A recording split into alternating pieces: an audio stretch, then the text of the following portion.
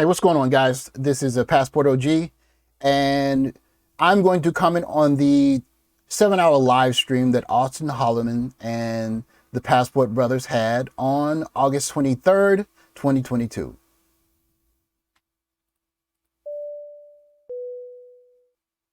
So what's up, guys? So if you didn't have a chance to watch the podcast or the live stream, it was almost a 7-hour live stream, and it was a fantastic live stream for two reasons. The first reason, of course, was just the number of people and the amount of engagement was very, very large. It was more than 1,000 likes at the end of the stream, and I think there were an average viewership of over 800 for the great majority of the stream. So that's the number one part. But the second part, and the more amazing part, was the kind of people that came together for this podcast. We saw basically not just men, we're talking about brothers, black men from almost 6 continents, or maybe all the continents. We had people that were in South America. We had people in Europe and Africa. We had a brother from China. We had engagement from all of the continents, pretty much.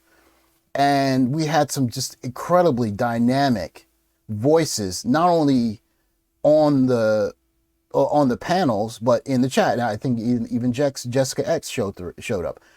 And what happened in this chat was it allowed people to kind of see that, one, this Passport Brothers movement is more than just I want to go overseas and look for easy girls. Is much bigger than that, and this stream proved it. And so that's enough for me. I want you guys to listen to some of the points of the stream that really stood out to me. Okay, so we're going to go to the first part of the podcast here, and I'm going to say that one of the first points is that I noticed is that many of the men just long for traditional values. But don't take my word for it. We're going to listen to, this is Charles in Charge podcast, okay? So take a listen to what he has to say in this clip. What most American women are and how they are raised and what their values are, they fall short of what you're going to find in a woman who doesn't grow up in that culture. Like I said, I can speak for that because my wife is Dominican and her family values are still one of the Dominican culture. So I get treated like a king. Okay, so we saw in this clip that, and this was a reoccurring theme through the broadcast, is that a lot of men, a lot of brothers are looking for some tradition. They're looking for something to build a family with, or someone to build a family with, some place to build a family, and a place that has some sort of values that are going to protect the family structure, right? And so you saw a lot of guys called in through the broadcast talking about how there's no tradition to be had in American relationships. For many men, you could say the expectation is there or not, but a lot of men don't have any problems with the traditional role of being a breadwinner. But on the other side of that, men want what their grandfathers had, or what our grandfathers had, and guys are looking for it, and they're taking their talents overseas for it. So that was one of the first reoccurring themes in this live stream. Let's go to the second point here, okay? And this is going to be the Kosher Clinician. And again, if you haven't subscribed to both Charles and Charles podcast, and this is the Kosher Clinician, you should do yourself a favor and subscribe to both of them. And again, there are a lot of guys in the chat, so I can't name all of the people that were on the panels, but take a listen to Kosher Clinician here. It's based on a concept called needs. It comes from a psychoanalytic theory called needs-based outcomes. And so needs drive behavior. But see, what happens many times, guys, in America, we tend to minimize the importance of men and their needs, and we tend to magnify the needs of the woman.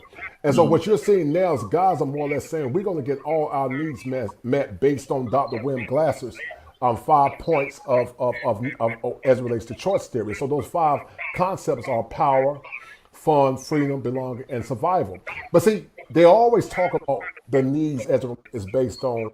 Okay, so what he's talking about here is that in relationships, it's not just women that have needs. Men have their needs too. And we're not even talking about relationship. We can talk bigger than that.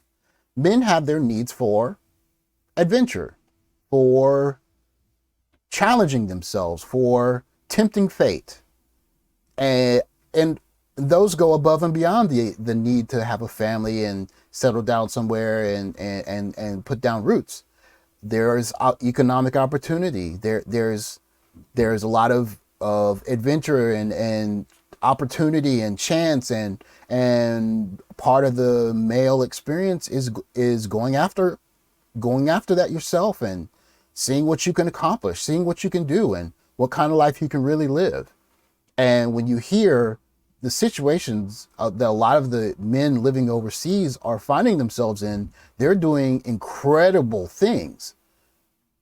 There was one brother in the chat, he's on the panel, and he has a business in China, and he's going back and forth between China and Kenya. And then you had another brother who was a magician. He's traveling around Europe. I think he was in Germany at the time of the podcast. And you have these guys just doing this incredible things, right? And this fits into the fact that a lot of men have needs, not just to find women and do things, but they want to travel. They want to make a mark on the world. And they're doing that here. Here's another part. We're going to listen to Culture Clinician again, and he's going to talk about one of the third themes that I heard in this podcast. Okay, take a listen to this. The needs as it relates to men. They always try to minimize our importance, and they always try to look at the worst outcomes. But see, many American women don't necessarily want American men as it relates to honor, respect, and value. They want men to be commodities for their own solipsistic needs. And so the need. Okay, so, and this is one of the things that will, again, a reoccurring theme in the broadcast is that making money, if men put our heads down, we can make money. But a lot of us, when we grew up, we played on sports teams, or we did discipline activities, like maybe you did martial arts, or maybe if you were in the military, and you understood that there are some situations as a man where you had to have some virtue besides how much money you could accumulate.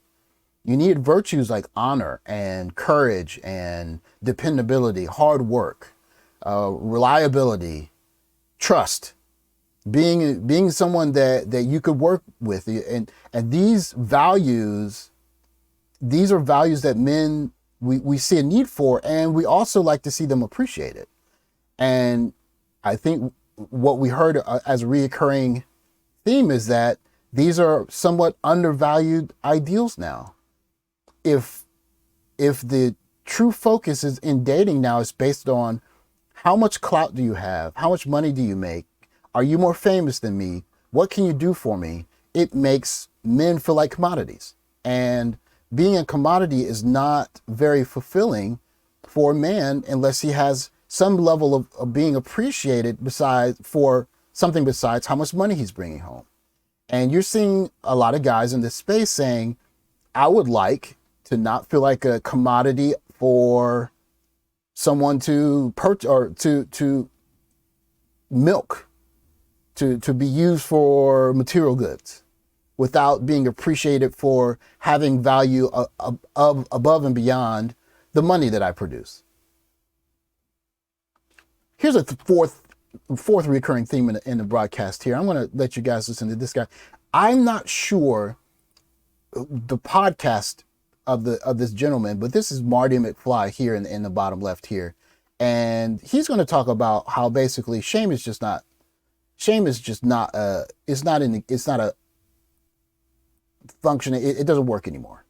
Take a listen. To be honest with you, I'm at the point, I don't care. Whatever's going on here, like the other guy said, I forgot his name. He's like, the point of discussion is over. Only thing I like to talk about is how we're going to make money overseas, how we can get together when we get over there, and how can we buy some property and make a prosperous time over there. This whole thing about going back and forth with the women and no, it's really this. Listen, that was in the 90s. That was in the early 2000s. These millennials don't give a fuck about, you know why? Because when Instagram and Facebook came along, not only did it make the hoes global, but it also made the world global for men, because now we don't have to be honest with you, I'm at the point, I don't care. Whatever's going on here. Okay, so you hear in this clip, a lot of men have looked around at the dating scene, and they're looking at what it has become. So you're seeing a lot of people, sometimes you see on social media, and you'll see some women lamenting about, where are the men that are courting? Why aren't men courting us properly? Or where are the good men who are looking to date traditionally? And in this day and age, it just doesn't exist. And so men are looking around and saying, this is the age of OnlyFans and getting flued out on the Instagram and sexual liberation. And so there's no shame in the dating market anymore. It doesn't work. In the age of the slut walk, you can't tell men that they have to live to a certain standard, or they're shaming the community. When and a lot of men have seen this. They've looked over and they're seeing their female counterparts living very different lives, unabashed, with no shame, multiple children without being married, having relations willy-nilly in ways that just boggle the mind for the average man.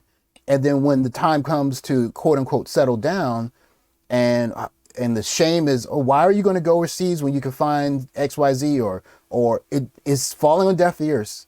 And this is a point that was pretty obvious in the podcast, is that shame it's too late for that.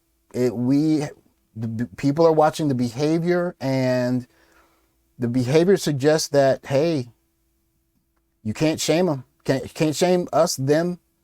There's no shame to be had.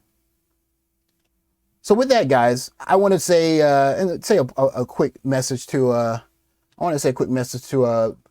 Holleman, if he has a chance to run his eyes across this. First, I would say no use, of course, and if you have any issues with the video, just reach out to me and I'll take it down, whatever. But that aside, I'd like to thank him for doing a podcast, because we just saw some amazing brothers on this podcast. And what's happening in this space is kind of unprecedented for the red pill, because the red pill for the longest has been centered on, how can man manipulate? How can he hold frame? How can he, get girls? And you're seeing a new group evolve, where it's like, we know what? What if I just choose not to play the game?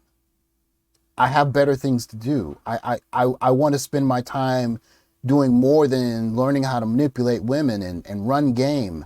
I want to build stuff, and I want to get a family, and I want to have a traditional family, and I want to have traditional kids, and guys are acting on that. And that's how we have gotten here in this green pill space, as Austin Holleman calls it. And it is a very interesting place that is starting to blossom, and I'm happy to be a part of it. So guys, thanks for watching. I'll catch you on the next video.